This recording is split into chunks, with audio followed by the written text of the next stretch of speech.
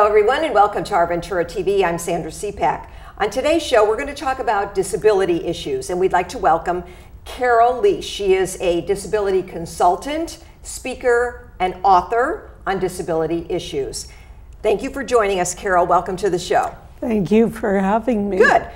We want to talk about disability issues today, and many people with disabilities face many challenges. We'd like you to give us a little bit more information on some of those challenges and how you help people in many of the speaking engagements that you do.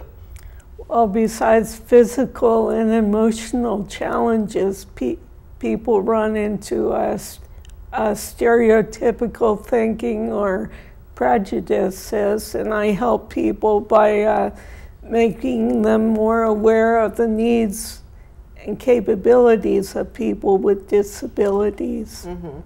Tell us some of your challenges that you've had in your own experiences in dealing with disability issues. Well, visual challenges, but it basically affects the left eye, so thankfully the right eye sees good enough to drive. Mm-hmm. Speech, which people automatically assume affects the intellect, which it doesn't, and a hand tremor. Those are the major ones. Mm-hmm. We should point out that you had an auto accident as a child, and it left you with some disability issues. But you've overcome many of them, and you've proven that you are a great role model to watch from about some of the issues that you've dealt with over the years. And as you mentioned, just because you may have a speech issue doesn't mean that it's a learning issue or that you can't learn. And I think many people may find that that's an interesting topic of discussion. Would you agree? Definitely, and when I have a less than a minute to introduce myself at various networking groups, I talk about the physical challenges and the emotional, and then I say the intellect's there. It's the humor that's questionable. Okay, and humor's important. Yes. Humor helps, I think, get you through a lot of situations, and I know with you, it matters a great deal. You like to interject humor in a lot of the speaking engagements that you also address too. And I'm sure it helps. Yeah. Good. And to give you an example of the humor, since I basically drive locally, ways of accommodating are taking Amtrak several places or bribery. Okay, that works. That works. That's good. The importance of educating adults and children to be more accepting of others is so crucial. Could you address that a little bit? Well, awareness is the first step to becoming hopefully less prejudicial. Mm-hmm. In your talks to groups that you give, you focus on the strength of people with challenges. Let's go into that a little bit more. How do you focus on the strength? Well, using myself as an example. Okay. And another, for example, another challenge is a hand tremor, which affects handwriting. So in college, I would use a tape recorder, get to take essay tests in a separate room, same allotted time.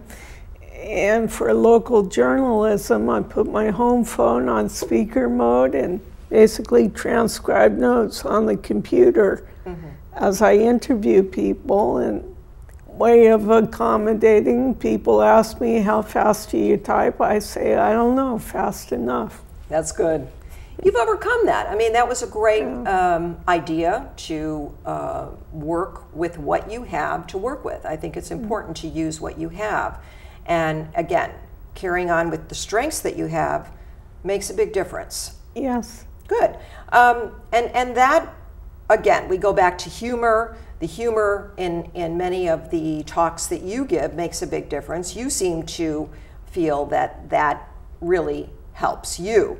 Do you think it helps other people too? I think so. It makes people more aware and kind of deals with the awkwardness at first. Okay. Kind of breaks the ice a little bit. Yeah, cuts through that. Good. That's good. I know you have a website called callmecapable.net, and on the website you have a very good amount of information that covers everything, questions, answers, articles, all kinds of information for people with disabilities. And you've also developed and created a board game for both children and adults to play. It's a fun game. And the name of the game is also Call Me Capable. I'm going to show it here real quick. It's a very interesting game, and it really has some great opportunities to understand more about issues of disability. Thank you. So tell us about how you created this and what the game is about. Well, basically I created it along with doing the motivational speaking. Okay. Because I wanted to educate people away from their assumptions, and I figured the game was a fun way of learning about the capabilities people with challenges have. That's great. It is something that everybody can learn from, and there's a lot of good imagination that goes into it too. And I think there's no wrong answer from what I see from when you can play the game. Is that correct? For most of the categories, yes. Okay, good. It helps with a lot of emotion and foundation skills, good learning experiences for, of course, many students with disabilities. Yeah. And you can find out more. If you go on the website, you can learn more about the game too. And it's available to many kids, and they can really learn from it. Unfortunately, it's not available now. The good news was it was published for 15 years through last year. Okay, okay. You've really sustained speech and vision disabilities over the years, being a child and everything, but you've learned to overcome much of that with your educational ability. You have a master's degree, which is an extremely commendable thing. Thank I must you. say, I am very impressed with your background. You have a master's degree in education and counseling, and you've been a teacher for many years and also worked for many nonprofits. Tell us about your own experience in getting to that point. Well, I've always enjoyed learning in school, and when I was starting off my bachelor's at Cal State San Bernadino, initially towards psychology, towards my bachelor's, I was having fun learning and doing so well, had a B average, and then I thought, might as well stay in school, and proud to say, even did better and got an A average towards my master's. That's wonderful. That's great. And that's very good to encourage other people out there who may want to stay in school. Don't give up, that the challenge is something that you could overcome. And much of what you say, especially on your website, you have many topics about this. You like to say, even if you have a disability, you still have a lot of ability. And I think that's something that many people can learn from. Is that right? Yes, very important to focus on my strengths and what I can do and what we all can do instead of what we can't do. Exactly, right. And do you mention a lot of that when you go out and do speaking engagements? Yes. Okay, okay, good. Is there more tolerance today for those who are disabled and have disabilities? Do you think there's more tolerance from society now? In some ways, yes, towards different types of physical challenges. Okay. And even some towards emotional, but I think we still have quite a ways to go in changing overall attitudes. You think so?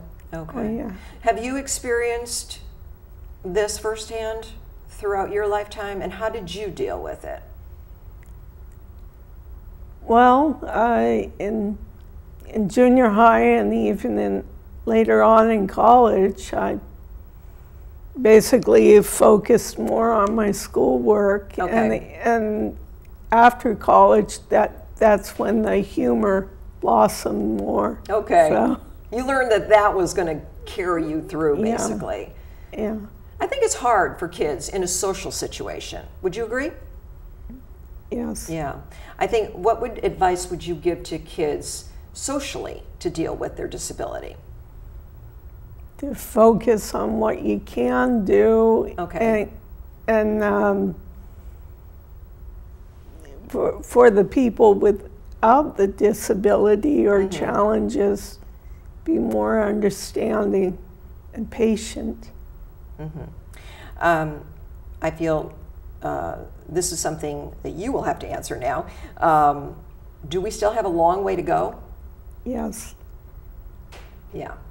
In dealing with overall attitudes, and even though the Americans with Disability Act passed in 1990, still have a ways to go. Yeah, so there are still some issues out there that people encounter. Do you have any advice to correct that? As someone with a disability, what would you say about making changes? Come hear me speak. Okay. And what would we hear? Tell us more about what we would hear from you. What would you say to your audience about making those changes? Through awareness, change is possible. Okay. And through the humor I use, people realize, yeah, focus on the positive and the humorous versus the negative and what you can't do. Okay, very good. Why don't you give us your website one more time for folks who want to go for more information? Callmecapable.net. Okay. And tell us again what we'll find on there. Will there be links to other information that they may need? Well, it talks about the game. Okay. It has a lot of my different journalism writings over the years. So we'll find many articles on there too. Okay, good. Because there may be some questions about, some people may have questions about different topics, so we'll find that on there. It also has a list of some famous people who have or had challenges, and also positive statements. Good. Well, Carol Leish, thank you very much for joining us today on OurVentura TV. You've been good about giving us more information, especially for those people who may want to overcome the challenges of their own disabilities. Thank you for having me. Thank you.